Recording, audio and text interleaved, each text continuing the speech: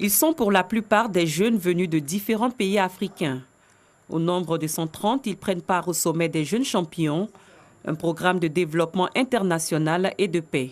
Juste après cette journée, qui est la phase théorique qui concerne les panels, nous enverrons des jeunes par groupe de 10 à 15 dans les institutions, afin que ces jeunes puissent s'imprégner de l'expérience et savoir-faire de ces institutions-là. Par exemple, nous avons la Haute Autorité pour la bonne gouvernance qui pourra faire bénéficier de son savoir-faire et de son expérience en ce qui concerne la corruption.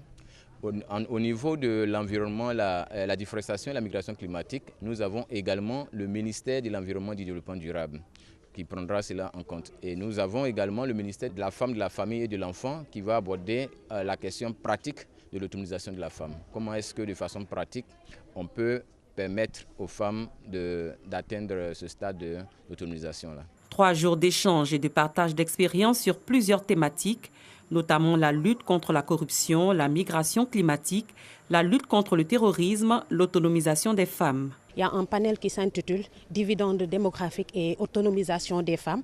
Nous avons jugé nécessaire de venir participer et de donner notre point de vue là-dessus. Parce que nous travaillons avec des femmes du monde rural qui sont défavorisées, des fois qui n'ont pas accès aux soins médicaux et qui ont des problèmes à leur niveau.